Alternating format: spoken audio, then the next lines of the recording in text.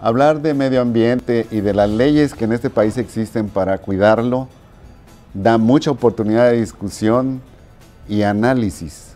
Y en este programa precisamente trataremos esto, de hacer un análisis y hacer una perspectiva hacia el futuro. Soy Sergio Fernández Delgadillo, bienvenidos a Mundo Sustentable.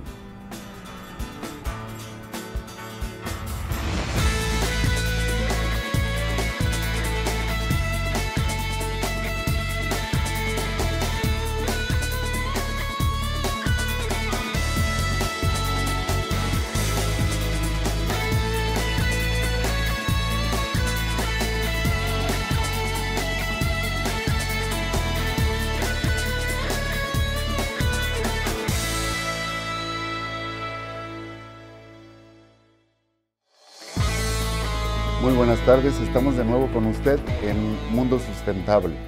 Y mire, con toda seguridad, usted ha oído hablar de que México tiene una legislación ambiental bastante importante, bien presentada, pero también usted sabrá que parece ser que esto deja muchas áreas de oportunidad cuando se trata de la aplicación de la ley.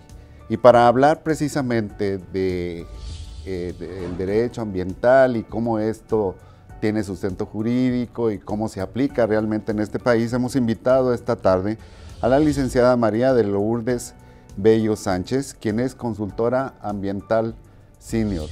Lourdes, buenas tardes. Hola, buenas tardes, Sergio. Gracias. Bienvenida a Mundo Sustentable. Muchas gracias. ¿Podemos empezar por definir qué es derecho ambiental? Claro, por supuesto. Mira, el derecho en sí es un conjunto de normas jurídicas. ¿Qué son las normas? Pues son reglas. Son patrones de comportamiento que los humanos debemos seguir para lograr una convivencia armónica. En ese sentido, el derecho ambiental pues es eso, un conjunto de normas. Pero en este aspecto van enfocadas a regular conductas humanas que inciden de manera importante en el medio ambiente. Es decir, no le interesa al derecho ambiental todas las conductas, sino aquellas que pueden lograr cambios en el ambiente y cambios que pueden ocasionar un desequilibrio ecológico. Entonces pudiéramos pensar en delitos ambientales claramente identificables. No necesariamente. Las normas pueden ser tanto descriptivas, en donde te explican qué debes hacer, cómo debes hacer ciertas o cuáles actividades, y solo en un aspecto de ellas pudieran incidir en un delito ambiental. El delito ambiental está tipificado por las leyes penales y es toda ausencia, acción o omisión de esa específica tipificación establecida en el código. Si tú no lo haces o lo haces, si se materializa, puedes incurrir en un delito. Pero no siempre las normas de derecho ambiental son un delito. ¿Sí? Parece ser que esto en general provoca situaciones inadecuadas en México, ¿no? De repente se habla de lo que uno puede encontrar entre la población normal, un comentario respecto a que pues contaminaron un río y no pasó nada. Entonces, esto de que exista un derecho y que además también se pudiera ubicar la situación o establecer situaciones de delito, ¿por qué acarrea entonces tanto problema en lo que es la vida normal de este país? Sí, en efecto, tenemos normas jurídicas ambientales que, como comentaba, describen qué es lo que tienes que hacer o no hacer para realizar una determinada actividad. Hablando en este caso, por ejemplo, de una minera. Si tienes una minera, hay reglas específicas en materia ambiental que establecen qué debes realizar para que esta minera no ocasione un desequilibrio ecológico. Esa es una norma descriptiva. ¿Qué tengo que hacer? Todavía no llegamos al mundo de la infracción o del delito. Incluso esta minera puede estar operando muy bien con sus permisos y autorizaciones. Pero ¿qué sucede? Que en algún punto esta minera posiblemente incumplió alguno de los términos o condicionantes establecidos en su permiso y entonces se configura un acto que está causando un desequilibrio ecológico, en este caso un derrame en algún río, y entonces se configura ya una infracción. ¿Por qué? Porque la ley establecía que tenías que hacer tal o cual actividad, no la hiciste y por tal motivo se ocurrió un derrame, estás causando un desequilibrio y entonces sí, ya entramos al mundo de la infracción o al mundo incluso del ilícito. porque dentro de esta materia podemos tener normas sancionadas únicamente por la ley administrativa, es decir, por la misma autoridad administrativa, y otras conductas que ya pueden trascender al ámbito penal, que entonces sí ya entras al fuero del Ministerio Público y de los jueces del orden penal. Entonces parece ser que hay un marco jurídico que asegura todo esto, o sea, emana de las leyes generales del país. ¿Cómo es? ¿Qué es? ¿Cuál es el marco de donde emana todo esto? Nuestro marco jurídico en materia ambiental emana de nuestra Constitución política. Esta Constitución enmarcó desde 1917, fue una Constitución muy progresista, porque desde aquella época ya previó las cuestiones de protección al medio ambiente, reconociendo que el Estado tenía la facultad o la atribución de imponer las modalidades que dictara el interés público. ¿Cuál es el interés público? Pues lo que nos beneficia a todos, a toda la colectividad.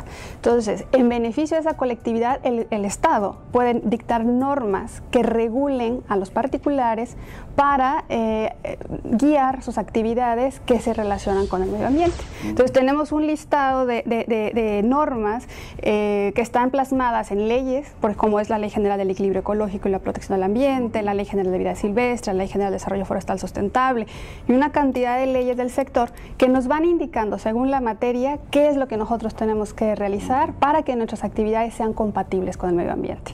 Desde esa perspectiva, la ley busca prevenir, primero, en primera instancia, las irregularidades, ¿sí?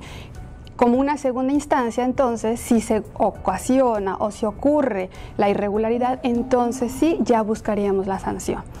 Lo que comentabas es muy importante porque en estos momentos lo que está pasando con nuestro derecho ambiental es que en efecto podremos escuchar que mucha gente dice es que necesitamos reformas, más reformas. El tema es que lo que no se está aplicando de manera adecuada. Hay una debilidad en las instancias, tanto administrativas como en las judiciales, que no hacen posible que se aplique adecuadamente esa norma. Entonces es cuando ya el objeto que busca el derecho ambiental, que es proteger el ambiente, pues ya no se consigue. Y es ahí donde tenemos el problema. Hay un esquema de prevención, porque entiendo, por ejemplo, ok, ya ocurrió un derrame, y entonces entran todos los organismos asociados a ver qué pasó ahí, incluso hasta la posible búsqueda de una solución. Pero como esquema de prevención, sé que en Profepa, por ejemplo, tienen los esquemas de auditoría ambiental para los certificados de industria limpia, que siguen siendo todavía, pues se participa voluntariamente, ¿no?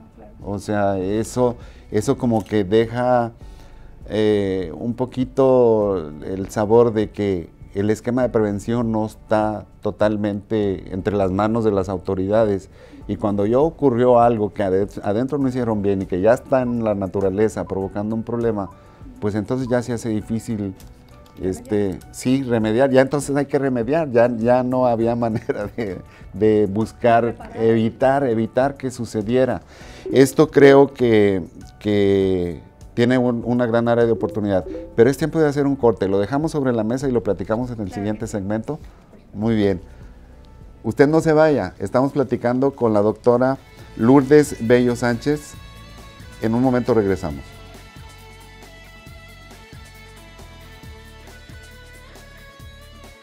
Mundo Sustentable.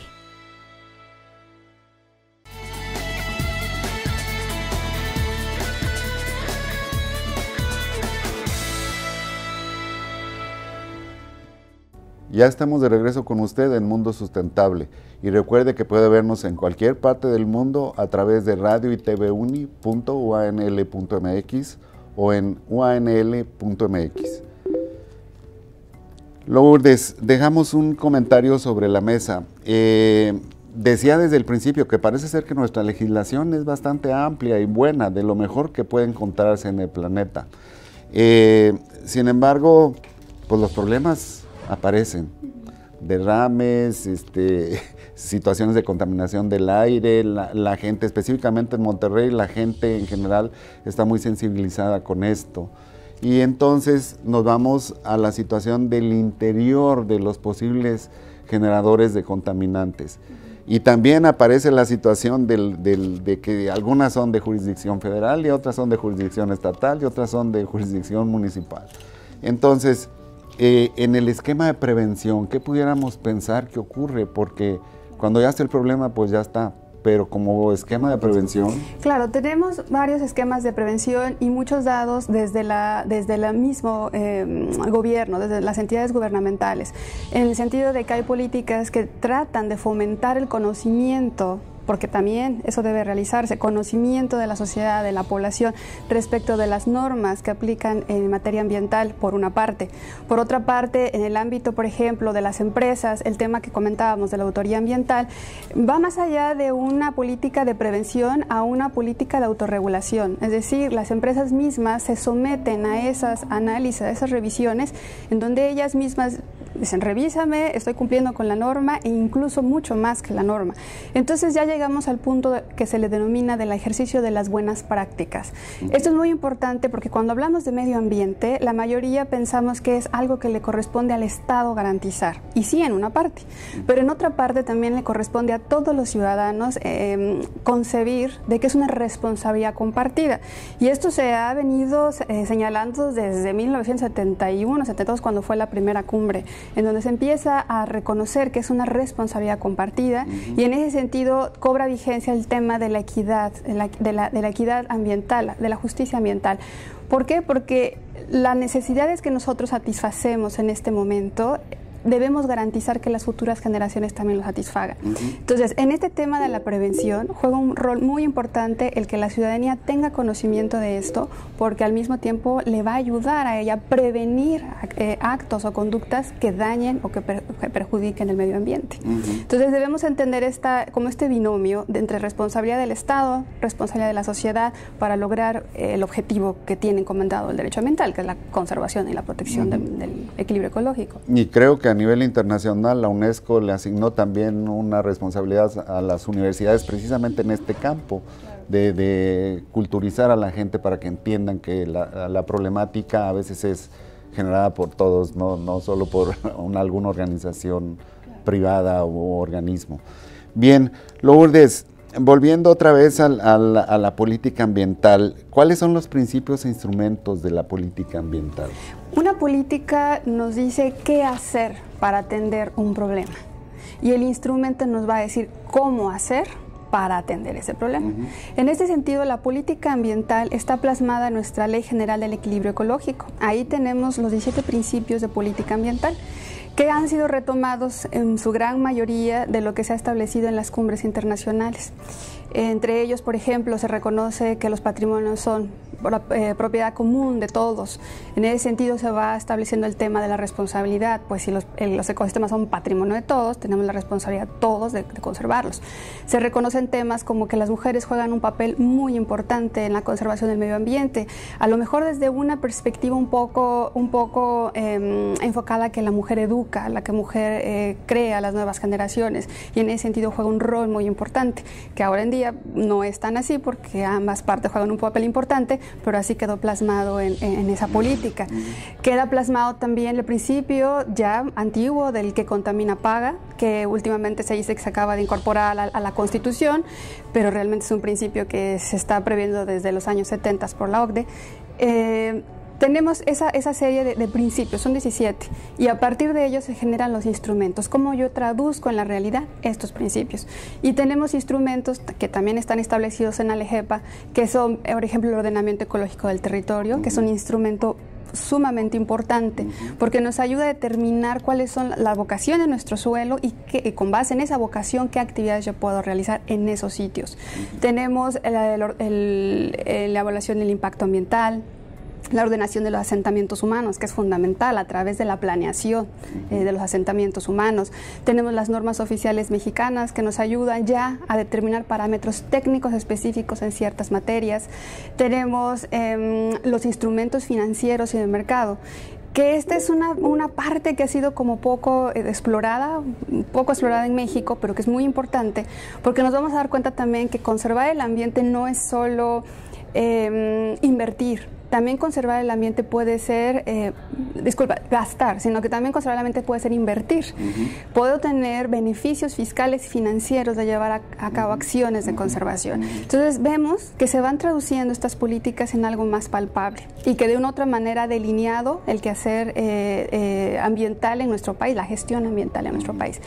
Un punto muy importante también dentro de este esquema son las áreas naturales protegidas, que son la figura más grande que tenemos de conservación en México.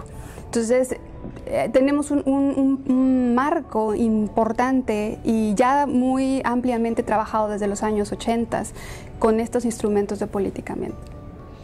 Esta situación que mencionas de la inversión, ¿estaría sucediendo similarmente a como se dio los esquemas de calidad con las normas ISO, que finalmente las bolsas de valores aceptaban solo acciones de las empresas que podían justificar, que tenían estos esquemas de calidad que aseguraban la producción, que aseguraban la entrega a tiempo, todo esto que hizo que las empresas finalmente buscaran?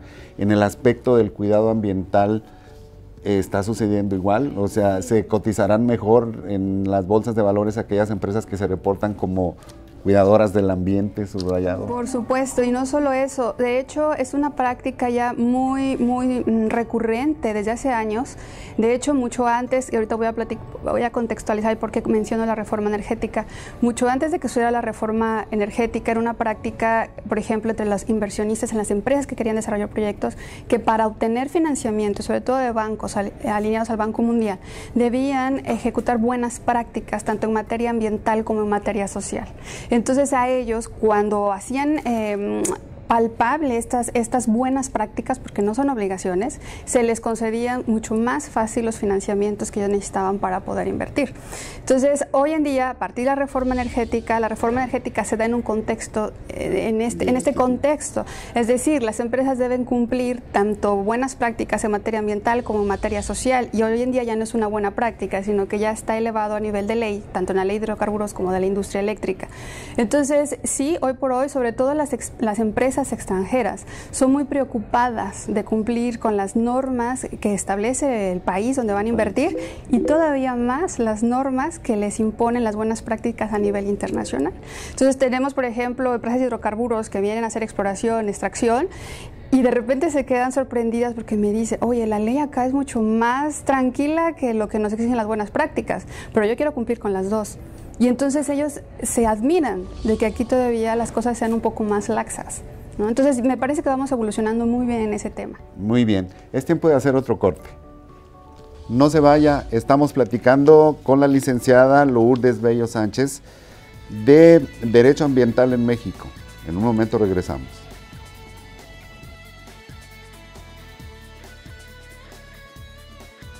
Mundo Sustentable.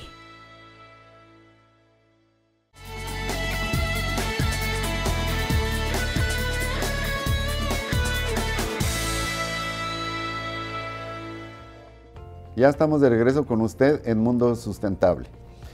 Lourdes, pues resulta muy interesante todo esto que me estás platicando. Platícame, ¿cómo ha sido la evolución legislativa en México en materia ambiental?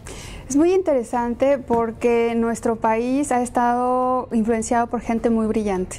Como comentaba al inicio, nuestra Constitución de 1917, en ese artículo 27, consagró ya cuestiones sociales de tenencia de la tierra, en donde reconocía que era necesario regular pues, las conductas humanas para mantener el equilibrio ecológico en 1917. Es una de las más avanzadas del mundo, de hecho y la de Weimar, Alemania, que se dan casi en la misma fecha. Entonces, es muy interesante porque en sus inicios la legislación mexicana empieza más enfocada al lado sanitario, es decir, protegíamos o evitábamos la contaminación de algunos recursos como el agua, el aire, pero más desde la perspectiva de que íbamos a causar enfermedades, más que por la noción de que somos parte de un ecosistema, de un sistema que está funcionando de manera integral, y así va evolucionando. Las primeras leyes que surgieron fueron sectoriales, por ejemplo la de caza, la de pesca, en la que se fomentaba de una otra manera el aprovechamiento del recurso, pero sí no con una noción de manejo del recurso para garantizar su permanencia.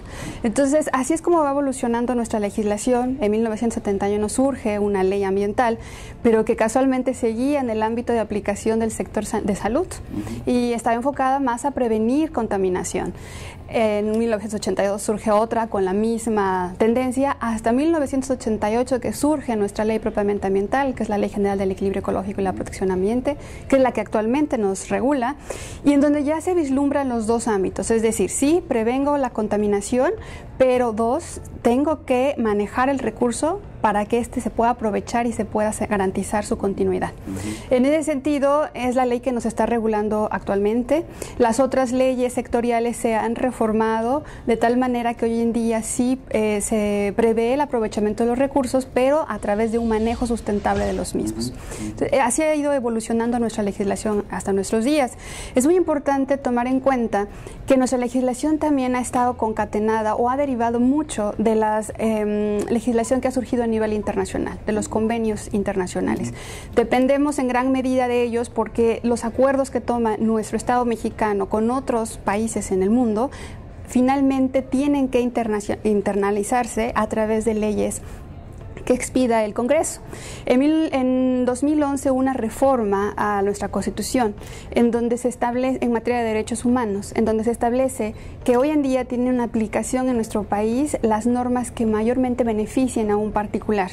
Y si estas derivan de un convenio internacional, debe aplicarse la norma del convenio internacional, lo que ellos le llaman un control de convencionalidad. Hoy en día la autoridad tiene que verificar que sus actos no solo estén alineados con la Constitución en materia de derechos humanos, sino también con los convenios internacionales. Entonces la gama de protección de derechos humanos se amplía y con esto también la gama de protección en cuanto al tema de tener derecho a un medio ambiente sano y adecuado para nuestro desarrollo, porque pareciera que solamente se enmarca de manera muy simple en la Constitución, sin embargo hay una interdependencia con otros derechos, por ejemplo la salud misma, que ya está dada por los convenios internacionales. Entonces nuestra legislación ha ido evolucionando de tal manera que hoy en día sigue construyendo, pero hoy hay en día un marco muy grande del cual se puede hacer uso para garantizar esa efectiva conservación del medio ambiente.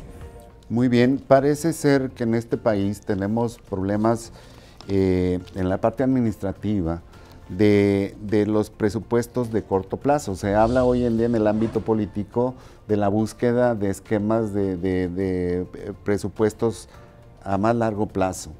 Se oye, por ejemplo, en el ámbito del medio ambiente, que hay zonas del país que de repente están siendo trabajadas para zonas agrícolas y desmontan y lo trabajan para zonas agrícolas, pero luego al siguiente año o incluso un poquito más largo al siguiente sexenio, pues esa zona la convierten en ganadera y entonces aquella idea se fue al suelo porque todo lo que habían caminado por una senda finalmente se va por otro lado. ¿Esto estará en el futuro de la política ambiental en México? O sea, esto de los proyectos a más largo plazo. De hecho, es un tema muy importante el que toca, porque si bien es cierto, el derecho ambiental es fundamental para lograr una efectiva conservación de los recursos, también está acompañado de la política pública que dicta esta agenda ambiental, podríamos decir. ¿Cómo voy a hacer para conservar esos recursos? Y eso no está escrito en la regla, en la norma que puedo hacer cumplir por la fuerza. Sin embargo, sí está escrito en los lineamientos que debe seguir la administración pública para poder hacer efectivo todos estos principios que están plasmados tanto en las leyes como en la Constitución. En ese sentido es dramático porque hasta ahora las políticas públicas no se encuentran articuladas. Como bien dice, una dependencia puede estar promoviendo tal o cual actividad y otra dependencia puede estar promoviendo otra que al final del día chocan. En los años 50, 60, por ejemplo, resulta increíble que hubiera habido una política de desmontes, en donde le pagaban a la gente por desmontar y así fue como se terminaron hectáreas y hectáreas de selvas y bosques en nuestro país con el objetivo de introducir ganado, por ejemplo, ¿verdad? Hoy en día, por ejemplo, en materia de conservación, áreas naturales protegidas, puede haber decretos que estén restringiendo tal actividad en un sitio y por otro lado puede haber una dependencia que esté fomentando esa actividad en ese sitio. Entonces, el particular también se enfrenta a ese problema de no tener claridad hacia dónde va la política. En ese sentido, urge, sí, que haya una correlación entre todos los órdenes, en todas las dependencias y sus políticas para hacer palpable este crecimiento sustentable. Claro. De lo contrario, aunque tengamos leyes perfectas, aunque tengamos muy buenas voluntades, lamentablemente no se va a hacer realidad. Bueno, en el sexenio que termina hubo un problema muy fuerte en materia ambiental, hubo un retroceso en materia ambiental, por ejemplo, en áreas protegidas se disminuyó muchísimo el personal que se había contratado para esas áreas. Entonces, aumentan la superficie de conservación de acuerdo a las metas propuestas a nivel internacional, pero disminuyen la capacidad humana para atender toda la superficie de conservación, por ejemplo. Entonces, sí hay que tomar en cuenta que se requieren muchos recursos humanos, financieros, para dar continuidad a las políticas, y sobre todo que estas políticas sean de largo plazo, porque ha habido políticas muy buenas. Por ejemplo, había políticas de manejo integral costero en la época del sexenio, por ejemplo, de Felipe Calderón, que en este sexenio que pasó ya no se retoman. Se va sin atender muchos temas de manejo integral costero, que es fundamental por el tema de cambio climático hoy en día, por el tema de agotamiento de pesquerías. Entonces, no se toma en cuenta. Ahora en día se está proponiendo nuevamente retomar ese manejo integral. Entonces, yo consideraría que sería fundamental, sí, rescatar políticas que han sido muy buenas y darles continuidad. Y establecer proyectos a más largo plazo. Por supuesto. Lourdes, se nos ha agotado el tiempo. La verdad es que este tema da para mucho y más para el ámbito de universidad, que estamos ávidos de saber y conocer más para poder hacer mejor nuestro trabajo con los estudiantes. Te agradezco mucho por haber estado aquí y espero verte de nuevo en Mundo Sustentable en algún momento. Muchas gracias. Gracias. Y usted mire todo lo que nos han platicado. La verdad es que este país, como lo dije desde el principio, tiene una muy buena legislación, pero necesitamos trabajar más para poder sacar un muy buen resultado de ella. Gracias.